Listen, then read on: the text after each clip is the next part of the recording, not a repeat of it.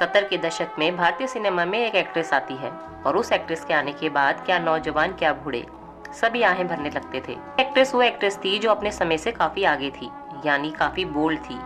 ये उस समय कैमरे के आगे बिकनी में आई जब हीरोइनें सूट सलवार और साड़ी पहना करती थी। लोग कहते हैं कि अगर आप खूबसूरत हो तो तरक्की के दरवाजे अपने आप खुल जाते हैं। यही डिम्पल के साथ हुआ। मीडिया रिपोर्ट्स के हिसाब से डिम्पल के असली माता पिता राज कपूर और नरगिस थे। नरगिस और राज कपूर के नाजायज रिश्ते का फल डिम्पल थी। आइए आपको बताते हैं डिम्पल से जुड़े वो किस्से जिसमें दर्द, प्यार, धोखा और चालाकी सब कुछ है। 8 जून 1957 को गुजराती परिवार में डिम्पल का जन्म हुआ। अपने 4 भाई बहनों में डिम्पल सबसे बड़ी थी। डिम्पल की 2 छोटी बहनें और एक भाई है। डिम्पल के पिता का नाम चुन्नीलाल कपाड़िया था, जो कि एक बहुत बड़े व्यापारी थे। वो इतने पैसे वाले थे कि फिल्म इंडस्ट्री के बड़े बड़े लोग उनके घर आया जाया करते थे। डिम्पल ने बचपन से ही अपने घर में फिल्म स्टार्स को घूमते फिरते देखा था और छोटी सी डिम्पल के मन में भी फिल्म इंडस्ट्री ज्वाइन करने की इच्छा थी। डिम्पल कपाड़िया काका यानी राजेश खन्ना की बहुत बड़ी फैन थी। वो अक्सर अपना स्कूल बंक करके काका की फिल्में देखने जाया करती थी। डिम्पल ने जब अपनी इच्छा अपने पिता को बताई और अपने बॉलीवुड के सपनों के बारे में बताया तो उनके पिता ने भी उन्हें इजाजत दे दी। निर्माता एच.एस. रवेल एक फिल्म बना रहे थे, संघर्ष, जिसमें वैजयंती माला के बचपन के रोल के लिए डिम्पल का ऑडिशन लिया गया, पर डिम्पल इस ऑडिशन में सिलेक्ट नहीं हुई। निर्माता एच.एस. रवेल ने डिम्पल के पिता चुन्नीलाल को जो वजह दी वो ये थी कि ये अपनी उम्र से काफी बड़ी लगती है। अब तो चुन्नीलाल ने भी ठान लिया था कि वो अपनी बेटी को बॉलीवुड में ज्वाइन करा के ही रहेंगे। चुन्नीलाल ने अपने सारे कॉन्टेक्ट्स और पहचान का इस्तेमाल किया जिससे कि उनकी बेटी का सपना पूरा कर पाए। और उसी समय उन्हें पता लगा कि मशहूर निर्माता ऋषिकेश मुखर्जी फिल्म बना रहे हैं गुड्डी। तो उन्होंने सोचा मैं ऋषिकेश मुखर्जी से डिम्पल के लिए बात करता हूँ।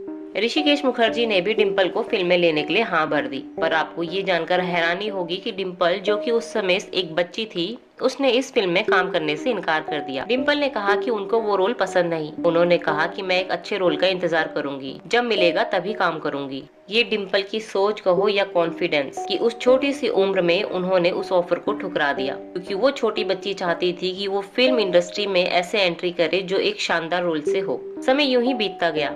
एक बार डिम्पल स्कूल जाती है और वहाँ उसकी एक सहेली डिम्पल को अखबार दिखाते हुए कहती है कि शोमैन राज कपूर अपनी नई फिल्म बॉबी के लिए एक नए चेहरे की तलाश में है। डिम्पल ऑडिशन के लिए जाती है मगर राज कपूर उन्हें रिजेक्ट कर देते हैं। डिम्पल घर आती है और अपने पिता से, जो कि राज कपूर साहब से अच्छी पहचान रखते थे, कहती है कि आप एक बार राज साहब से मेरा ऑडिशन दोबारा लेने के लिए कहो, इस बार मैं आपको सिलेक्ट होकर दिखाऊंगी। राज कपूर चुन्नीलाल की बात मान लेते हैं और एक बार फिर डिम्पल का ऑडिशन होता है और उस ऑडिशन को देख खुद राज साहब हैरान हो जाते हैं कि ये वही लड़की है जो कल ऑडिशन देने आई थी। डिम्पल का सिलेक्शन हो जाता है। 14 साल की डिम्पल बॉबी से अपना डेब्यू करने वाली थी। ये फिल्म राज कपूर के लिए भी करो या मरो वाली फिल्म थी। राज कपूर कर्जे में डूबे हुए थे। उन्होंने अपना सब कुछ इस फिल्म पर लगा दिया था। राज कपूर के बेटे ऋषि कपूर ने भी अपनी किताब खुल्लम खुल्ला में इसका जिक्र करते हुए कहा था कि बॉबी मुझे लॉन्च करने के लिए नहीं बनाई गई थी, बल्कि ये एक जुआ था। अगर हिट हो गई तो बल्ले बल्ले, नहीं तो मुश्किलें और बढ़ने वाली थी। इसलिए राज साहब इस मूवी के लिए एक एक कदम फूंक फूंक कर रख रहे थे। वो किसी तरह की कोई डिस्टरबेंस नहीं चाहते थे, पर उन्हें क्या पता था कि डिस्टरबेंस तो दरवाजे तक आ पहुंची है। क्योंकि ये डिम्पल की पहली फिल्म थी और उन्हें एक्टिंग का कोई एक्सपीरियंस नहीं था, तो राज कपूर ने डिम्पल से कहा कि तुम ज्यादा से ज्यादा नरगिस की फिल्में देखो, क्योंकि तुम्हें इससे काफी कुछ सीखने को मिलेगा। डिम्पल ने ठीक वैसा ही किया और नरगिस की सारी फिल्में बैक टू बैक देखी और उनकी एक्टिंग को अच्छे से अपने अंदर ढाल लिया। खुद राज कपूर भी हैरान थे कि अपनी पहली ही फिल्म में डिम्पल कितनी अच्छी एक्टिंग कर रही है। खबरों की माने तो फिल्म के दौरान डिम्पल और ऋषि कपूर की बहुत अच्छी दोस्ती हो गई थी और जब फिल्म रिलीज हुई तो जबरदस्त हिट भी साबित हुई। लेकिन आपको ये जानकर हैरानी होगी कि इतनी हिट फिल्म देने के बाद भी डिम्पल ने किसी दूसरी फिल्म में काम नहीं किया। ऐसा क्यों हुआ ये भी आपको बताते हैं। दरअसल जब बॉबी फिल्म की शूटिंग चल रही थी उसी दौरान राज कपूर ने एक बहुत ही शानदार पार्टी रखी थी। फिल्म जगत के बड़े बड़े एक्टर, डायरेक्टर, नामी हस्तियों को इनवाइट किया गया था। राज साहब चाहते थे कि उनकी फिल्म सुर्खियों में रहे। ये राज साहब का फिल्म को प्रमोट करने का अपना तरीका था और इस पार्टी के चीफ गेस्ट थे राजेश खन्ना यानी काका, वो इंसान जिसकी एक झलक पाने के लिए लड़कियां दीवानी थी, जो उनकी गाड़ी की धूल से अपनी मांग भरा करती थी। उस राजेश खन्ना की डिम्पल से पहली बार नजर इसी पार्टी में मिली थी और वो डिम्पल को देख मंत्रमुग्ध हो गए थे। अब इससे कोइंसिडेंस कहें या कुदरत का करिश्मा, कुछ दिनों बाद नागपुर में एक इवेंट था। राजेश खन्ना उसके चीफ गेस्ट थे। इस इवेंट में डिम्पल को भी इनवाइट किया गया था। इत्तेफाक ये रहा कि राजेश और डिम्पल दोनों एक ही फ्लाइट से आ रहे थे। काका की नजर डिम्पल की बगल में खाली सीट पर पड़ी। उन्होंने डिम्पल के पास जाकर खुद पूछा कि क्या मैं यहाँ बैठ सकता हूँ। डिम्पल ने भी हाँ में जवाब दिया। दोनों अगल बगल काफी देर तक खामोश बैठे रहे। इस खामोशी को तोड़ते हुए डिम्पल काका से बोली, मैं इस तरह के इवेंट में पहली बार जा रही हूँ। वहाँ बहुत सारे लोग होंगे, इसलिए मैं नर्वस हूँ। आप इवेंट में मेरा हाथ पकड़े रहना। काका ने कहा, हाँ क्यों नहीं। इस पर लड़की ने कहा, क्या पूरी जिंदगी के लिए। ये वो समय था जब एक 15 साल की लड़की खुलेआम फ्लाइट में एक सुपरस्टार के साथ फ्लर्ट कर रही थी। अब इन दोनों की दोस्ती हो चुकी थी। राजेश को डिम्पल का चुलबुला और बेबाक रवैया बहुत पसंद आता था। जैसा कि मैंने आपको पहले बताया, राज कपूर इस फिल्म में किसी तरह का डिस्टरबेंस नहीं चाहते थे, पर वो डिस्टरबेंस आ चुकी थी राजेश खन्ना के रूप में। काका का जब भी मन होता वो उठकर डिम्पल की बॉबी फिल्म की शूटिंग में पहुंच जाते। उनको मौके या सिचुएशन से कोई फर्क नहीं पड़ता था। उनका जब मन करता डिम्पल को शूटिंग से ले जाते, पार्टी करने के लिए, कभी डांस के लिए या फिर रोमांस के लिए। राज कपूर को नुकसान हो रहा था, पर वो सुपरस्टार काका को बोले तो क्या बोले। ऐसे में राजेश खन्ना एक बार डिम्पल को समुद्र के किनारे ले गए और उन्हें प्रपोज किया। वो सुपरस्टार जिसकी डिम्पल बहुत बड़ी फैन थी और जिसके लिए लड़कियां पागल थी, वो घुटने के बल बैठकर एक 15 साल की लड़की को शादी के लिए प्रपोज कर रहा था। डिम्पल ने भी झट से हाँ कर दी। तब राजेश खन्ना ने डिम्पल को उसके हाथ में पहनी अंगूठी समुद्र में फेंकने के लिए कहा। ये वो अंगूठी थी जो ऋषि कपूर ने अपनी प्यार की निशानी के तौर पर डिम्पल को दी थी। डिम्पल ने भी बिना सोचे उस अंगूठी को समुद्र में फेंक दिया। अब राजेश ने अपनी जेब से एक डायमंड की रिंग निकाली और डिम्पल को पहना दी। 1973 में परिवार वालों की थोड़ी नार नुकर के बाद परिवार शादी के लिए राजी हो गया। अब बॉबी की शूटिंग के दौरान डिम्पल और राजेश की शादी हो गई। फिर रिसेप्शन, हनीमून, पार्टीज, इन सब में राज कपूर की फिल्म डिले पर डिले हो रही थी, पर किसी तरह फिल्म की शूटिंग पूरी हो जाती है। फिल्म सुपरहिट साबित होती है और राज कपूर भी कर्जे से उबर जाते हैं। पर जिन कठिनाइयों से उन्हें गुजरना पड़ा था राजेश और डिम्पल के कारण, उस वजह से वो उनसे खफा थे और फिल्म की लॉन्च पार्टी में दोनों में से किसी को राज साहब ने इनवाइट नहीं किया। इस फिल्म के रिलीज के तुरंत बाद एक मैगजीन में ये कहा गया कि डिम्पल के असली माता पिता नरगिस और राज कपूर हैं। इनके बीच जो नाजायज संबंध थे, डिम्पल उसी की निशानी है जो राज साहब ने अपने दोस्त के पास परवरिश के लिए दी थी, ताकि उसका लालन पालन अच्छे से हो सके। पहले कुछ समय खामोशी रही, पर फिर नरगिस सामने आती है और चुप्पी को तोड़ते हुए कहती है कि ये सब कहाँ से आया, कैसे शुरू हुआ, कब शुरू हुआ मुझे नहीं पता, पर इस बात में कोई सच्चाई नहीं है और इन बातों से हमारे परिवार वालों को कोई फर्क भी नहीं पड़ता। नरगिस के इस बयान के बाद ये बात दब गई, या यूं कहिए रफा दफा हो गई।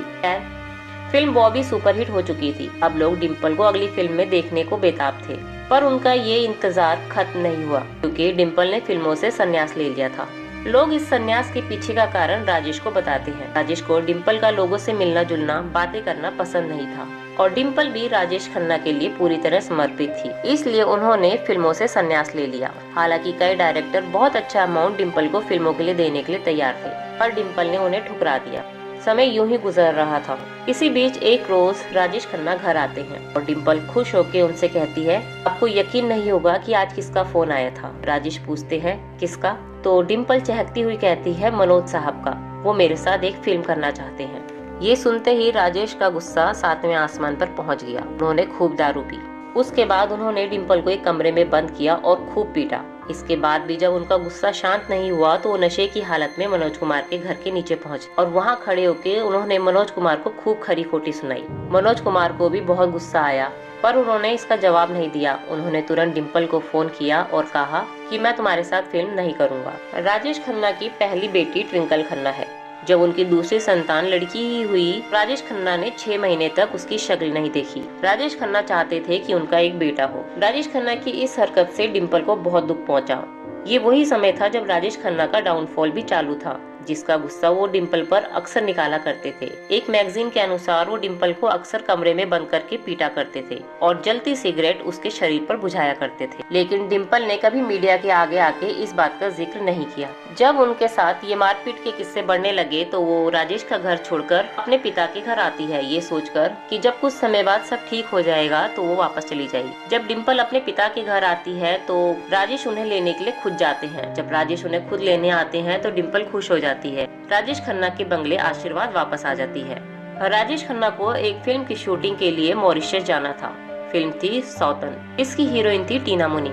राजेश ने डिम्पल से कहा कि डिम्पल तुम भी हमारे साथ मॉरिशस चलो। डिम्पल भी राजेश और टीना के साथ मॉरिशस जाती है। डिम्पल ने अभी तक जो भी बर्दाश्त करा वो उसने इसलिए करा कि वो राजेश खन्ना के लिए समर्पित थी। पर किसी सौतन को कोई भी औरत बर्दाश्त नहीं कर सकती। फिल्म सौतन की शूटिंग के दौरान टीना मुनीम और राजेश खन्ना का अफेयर शुरू हो गया।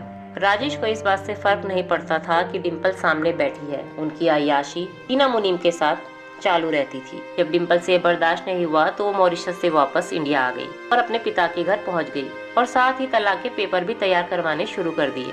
पर डिम्पल कपाड़िया इतनी बेवकूफ नहीं थी कि वो राजेश को ऐसे ही जाने दे। वो चाहती थी बच्चों की जो भी फाइनेंशियल रिक्वायरमेंट है वो राजेश पूरी करेंगे।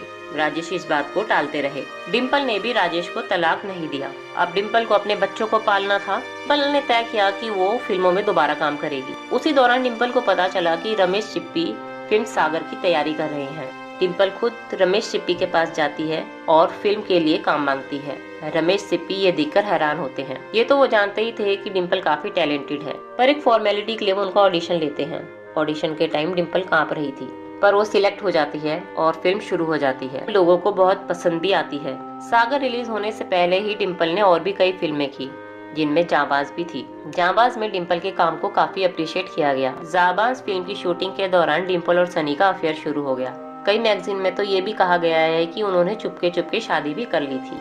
डिम्पल की दोनों बेटियां सनी को छोटे पापा भी कहती थी, पर क्योंकि सनी शादीशुदा थे तो जब उनकी पत्नी को इस अफेयर की खबर पता चली तो वो घर छोड़कर चली गई। हालांकि किसी भी इंटरव्यू में डिम्पल और सनी ने अपने अफेयर की बात को नहीं स्वीकारा। काका के आखिरी समय में डिम्पल उनके साथ थी। डिम्पल ने एक पत्नी होने का पूरा फर्ज निभाया था। मीडिया रिपोर्ट्स की माने तो चूक राजेश खन्ना से ही हुई थी। उनके सर पर स्टारडम इस कदर सवार था कि उन्हें उसके आगे कुछ दिखाई नहीं देता था। अपने एक इंटरव्यू में एक बार डिम्पल ने ये भी कहा था कि काका के साथ सिर्फ एक ही इंसान रह सकता है, वो खुद काका। डिम्पल कपाड़िया की जिंदगी से जुड़े ये किस्से आपको कैसे लगे हमें कमेंट बॉक्स में जरूर बताएं। और दी गई जानकारी पसंद आई तो वीडियो को लाइक करें और चैनल को सब्सक्राइब करना ना भूलें।